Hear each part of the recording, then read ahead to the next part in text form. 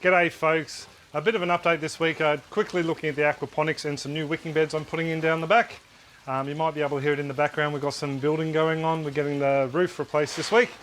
So I've been busy doing bits and pieces out here, but haven't been able to do much of a film. So we'll start with the Aquaponics and yeah, then we'll mosey on down the back. So the Aquaponic system, well, the plants are going okay for the time being, but the fish, unfortunately, have come down with an infection. We're not 100% sure what it is. There's only 4 of them that have it. The rest are looking fine. I don't have it down here at the moment because it's upstairs hooked up to the computer, but I've had the underwater cam in there and been taking video of them daily, checking up on them, and they don't look to be getting any worse. Basically noticed a couple of lesions on the fish. As soon as we did that, we salted the system to 4 parts per 1,000. And that's salt is said to be a general tonic for the fish. Anyone who's been following me will know that we have had some issues on the plant side of things, but the pH has always been stable. The water temperature has always been stable, except for one night where the heater wasn't on and the water temp dropped down to around about 10 degrees Celsius. So yeah, we really are at a bit of a loss as to what has caused this infection. We do have one fish down in there that likes to bully the rest, and he looks to have a few scrapes and bruises on him himself. So yeah, we're not too sure whether there's something going on there or whether there is an infection or maybe a parasite from elsewhere.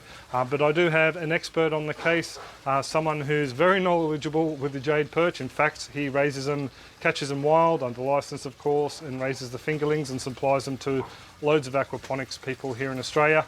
He's helping me out. He's just a bit crook at the moment, so waiting on him to get back to me. But yeah, hopefully we'll be able to get to the bottom of this and yeah, sort them out. But like I said, camera's been down for a couple of days now and the lesions don't look to be getting any worse. So yeah, because we jumped onto it fairly quickly, Bianca and I salted the system to, it was about 4 parts, wasn't it? Yeah, 4.5. Bee's just down here helping me out a little bit. So yeah, fingers crossed everything will go fine with them. Down here, this is something I was setting up just quickly to look after the fish, a little hospital unit. Basically what we have is 500 litres of water. And in the top here, I was going to put one of these filter pads that was fallen on the ground in the base there to collect the fine solids. Then the water was going to fall down into here, which was going to be filled with the biomedium from the other filter in the sump tank. So that would have looked after any of the ammonia, nitrite and nitrate, and then flow out back down into the sump itself, all run by a little pump. Would have been an air stone down there as well, but it's been suggested by someone who knows much more than I, that yeah, just leave the fish be, don't stress them anymore, and I've increased the salt to 6 parts per 1,000, so fingers crossed that will look after them. Time will tell.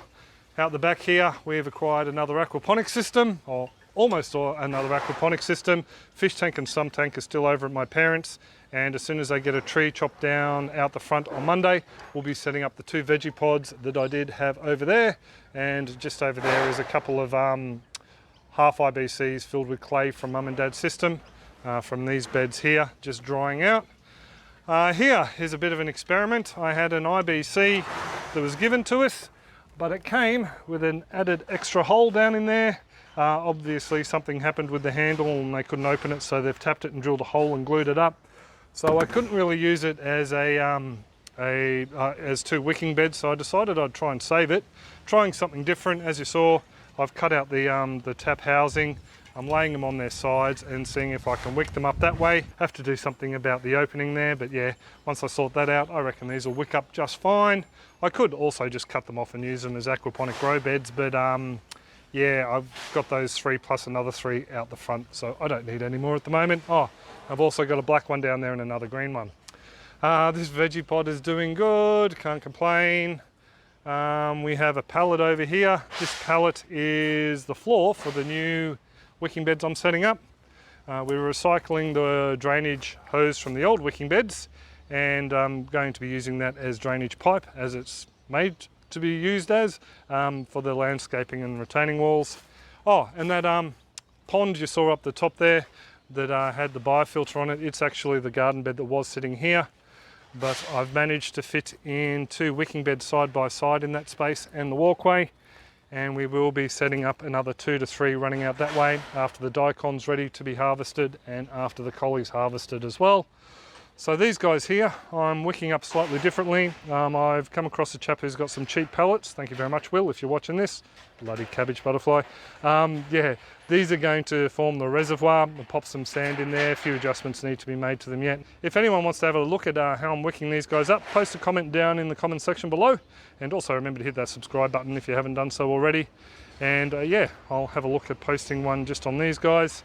But yeah, they're both going to be set up with pallets in the base as reservoirs and then the soil mix on top, and they should work fine. These guys, well, this one here and these two over here have been wicked up the same way, and they've worked tremendously well. Things are looking a little bit wilty today because it was about 35, 36 Celsius. I'll give you a bit of a look at what's growing on in the gardens quickly while we're down here. I removed the sugar snap peas from here, and also cut that borage right back because yeah, we want to plant some other bits and pieces in this bed. The cauliflower was harvested from here. It was a very nice, decent sized one indeed. These carrots are ready for thinning out and harvesting now. We should have quite a few coming through. I think they're the Manchester table carrots. Believe it or not, there is a second sowing down the front here, but I think they're being all shaded out by these guys. The cauliflower was that big, it was just pushing everything down there. So I think I've lost that second sowing of the carrots, haven't I, Lizzie? Over in this bed here, we are starting to see some aphids on the cauliflower, but this head here will be harvested this weekend. A nice, decent sized head indeed. Before that one gets harvested though, we do have one cauliflower that does need to come off today. This guy is massive. There's my hand in comparison, and is starting to split. So that one needs to come out today, and we've taken one from there previously. So yeah, this bed has done really, really well. They are getting hit by aphids now, as you can see. So I'll come down here and hit them with the hose, with the jet spray on the hose, just to kill as many as I can to begin with. And then we'll give it a soapy water spray as well. We're starting to see some caterpillar damage. There we go, there's some caterpillar damage right there, and the caterpillar.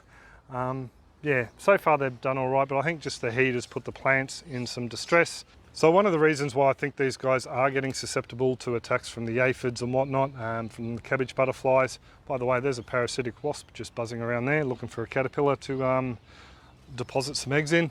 Yeah, the reasons why is because just the heat. They're not meant to grow in this sort of temperature normally.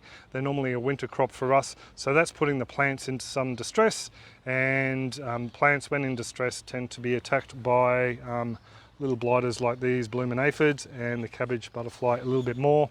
Around here we do have, I think, some really bad infestation down in there. Some of these leaves, like the older ones, I'll just take off. But the heads, yeah, they're getting there. We could harvest them now and cut our losses and set up the rest of those wicking beds. But yeah, we will wait a little bit. Just in these little barrel beds, the carrots down in here, they were sown out at the same time as the ones that I showed you before, and they're ready to harvest. And now I've moved these plants out of the way. The second sowing in here is looking a little bit better than that first bed. And potatoes, it looks like we might actually get some decent spring potatoes this time around. At least the plants on top are looking okay. They have had a little bit of flea beetle damage, but that's it at the moment. So yeah, pretty chuffed about that. So I was just editing the clip and I realised I didn't include a look at a blueberry harvest we did last week along with one of the cauliflowers. Bianca cooked it up and made some coulis out of some of the berries, and then tossed a couple into a baked cheesecake. And I tell you what, they paired together very nicely indeed. So yeah, been a little bit of a busy camper this week. I was hoping to harvest the rest of the ginger down the back there, the Ponlai Cambodian ginger, and show that in a bit of an update clip this weekend. But yeah, it's just been flat out, folks, helping mum and dad, and also doing bits and pieces around here. I've got loads of seedlings that I need to plant out, so that's why there's a bit of a rush on getting these beds fixed. And also those fish, they needed some of my attention. Would be good if I could show you the roof, but it's you know, not that exciting to look at Zincalume. One thing quickly I forgot to mention before, I think, was this little biofilter might make a reappearance on the system. It's actually the biofilter from our very first IBC aquaponics system. I never posted a clip looking at it, I don't think, but it's going to sit somewhere around here if I can rig it up. water from the radial flow will fall into it.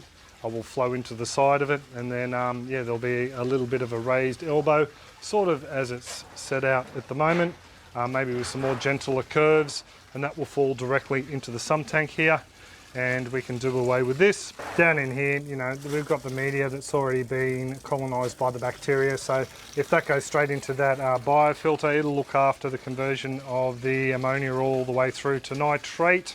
So, yeah, and I might worry about some sort of fines filter later on down the track, but for now all I'm really worried about is getting all the ammonia looked after. The reason being is the fish are eating so much at the moment, even though they're not eating at the moment because they're crook. But yeah, I am getting slight readings of nitrite and ammonia back in here. So this little filter isn't enough as it stands without any air down there to convert it all through before it gets pumped back to the fish. So yeah, a little bit of a trial system, slowly getting there. I wanted to stick a biofilter in here to begin with, but there's just not a lot of space because we do need to keep the walkway clear here. So yeah, if I can fit the small one in, that would be good. So it's all fun and games here at the moment, folks. Don't forget to, if you do want to see that wicking bed clip, all you need to do is leave a comment down below, and if I get enough people asking, I will film the little pallet one. If you want to check out the other wicking bed clips, all you need to do is hit the thumbnail at the end. I'll pop one up at the top of the wicking beds playlist, one down the bottom for the Aquaponics system playlist, and yeah, you can suss them out if you're interested.